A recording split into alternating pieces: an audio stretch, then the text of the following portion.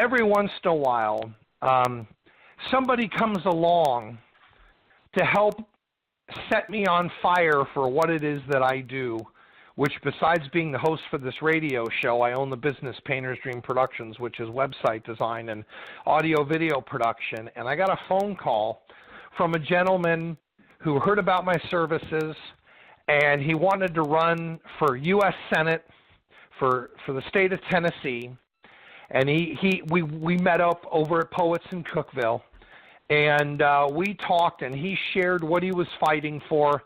And I told him, after he shared with me everything that he was excited about, I said, listen, I do a radio show for veterans. I said, you're a Vietnam veteran. I want to have you on. He said, well, what can I say? I said, you're going to talk about all the things that you're fighting for. And I also wanted to have him to come on because he is a new AMVETS member, and I wanted him to hear from other AMVETS members what's going on.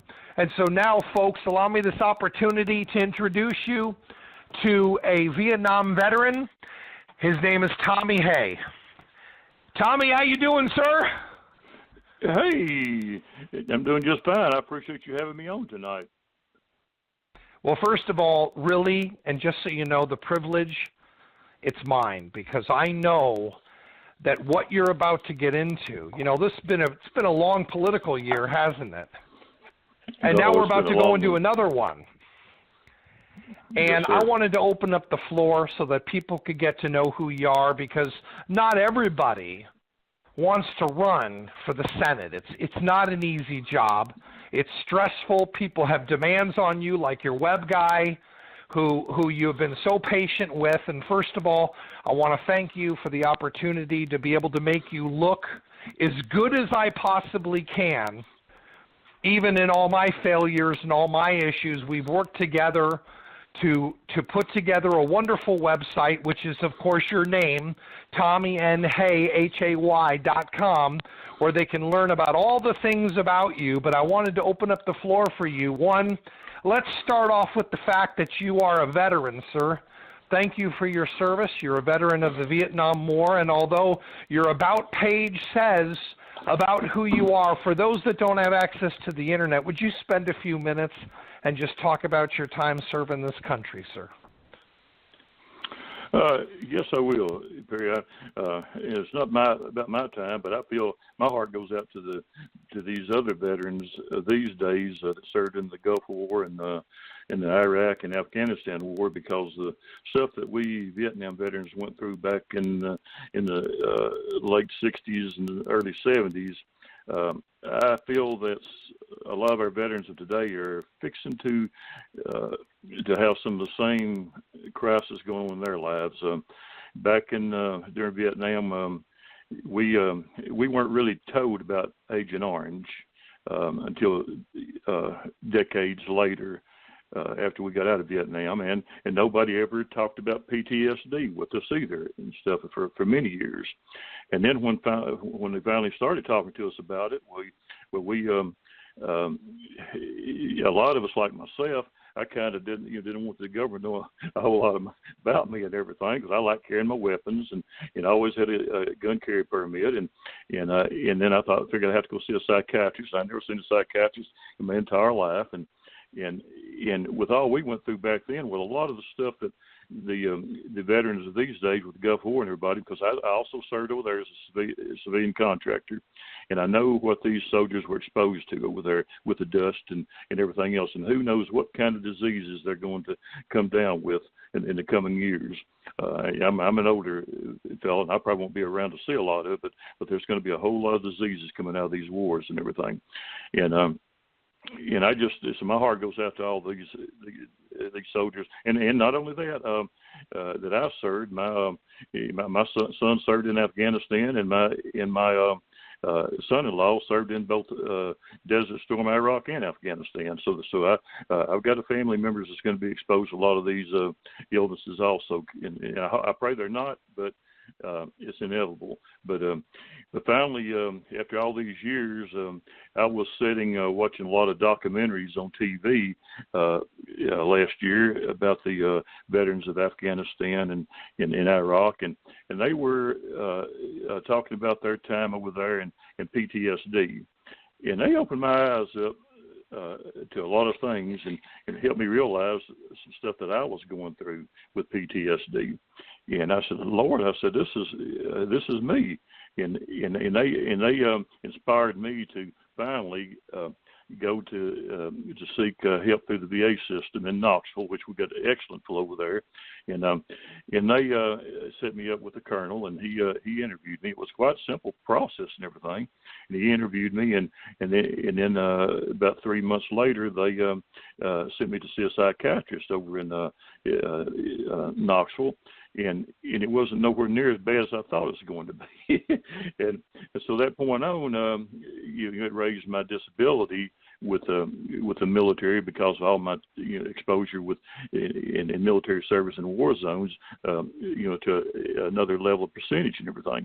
So I thank all the veterans of the Desert Storm in Iraq and Afghanistan for helping open my eyes up about PTSD. And of course, Agent Orange has a whole lot of illnesses caused by it. It has to do with diabetes, and of course myself, I had an open heart surgery, a double bypass, and ischemic heart disease is one of them, and there's all kinds of cancers and stuff associated with it. And it's a shame that the VA for years, unless you was on your deathbed, that they really wouldn't do anything for you. I mean, you would be having these illnesses for years, and know there's something going on in your body, but nobody really wanted to go into detail with it and try to find out what was going on.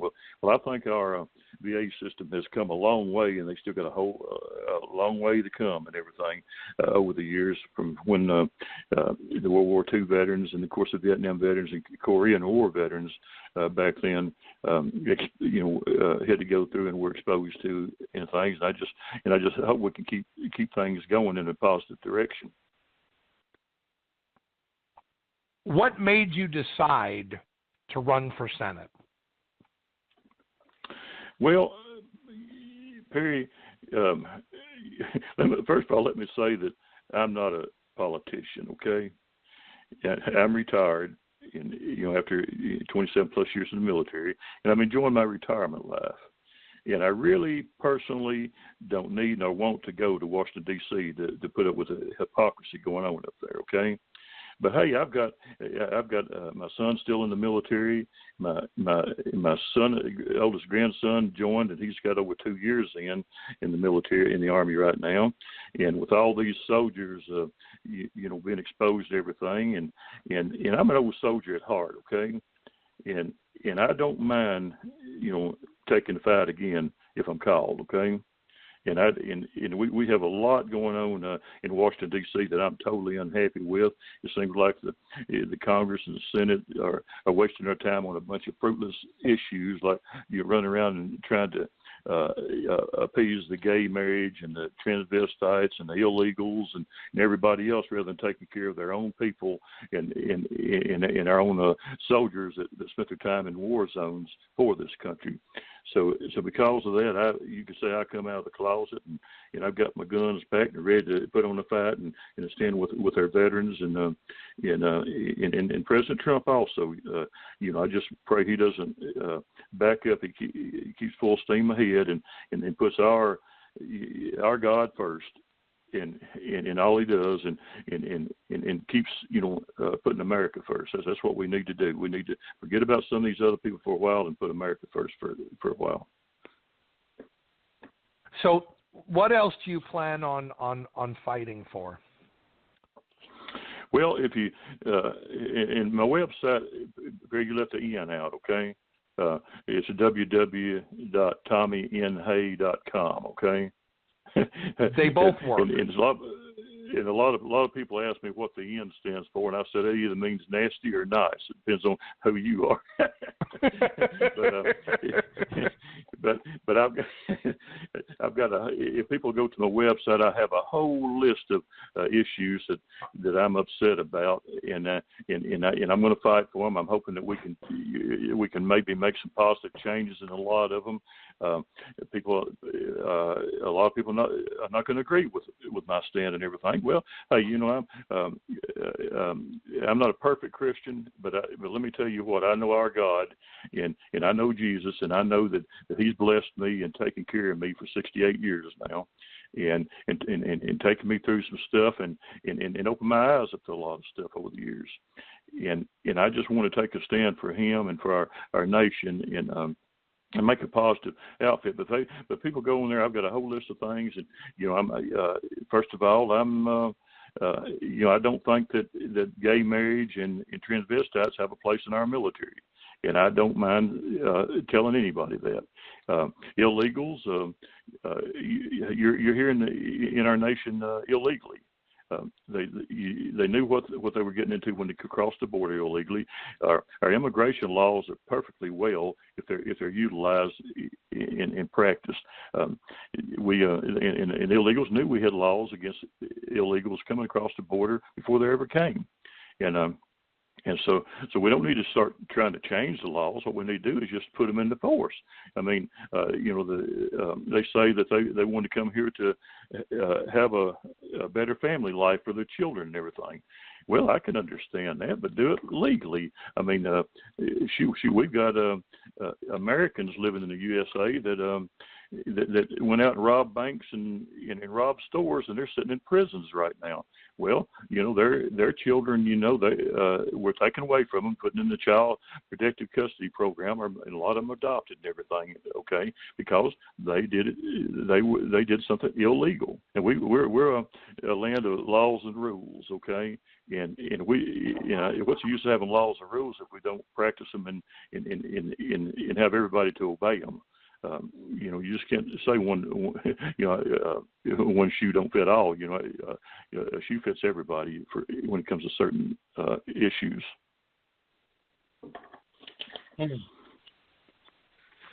Well, there's no doubt that you are passionate about it, and I know that you're ready for this fight. And you have a lot of wonderful people that are behind you. And if anybody is interested in more information about Tommy Hay, visit his website at tommynhay.com. And if you have heard what he said and you like to hear what he said and you want to contribute, there is a contribution button. He is looking for some assistance in helping him get there. And also, if you happen to be in the Middle Tennessee area and you would like to volunteer, there's going to be a whole lot of work to be done there, huh, Tommy?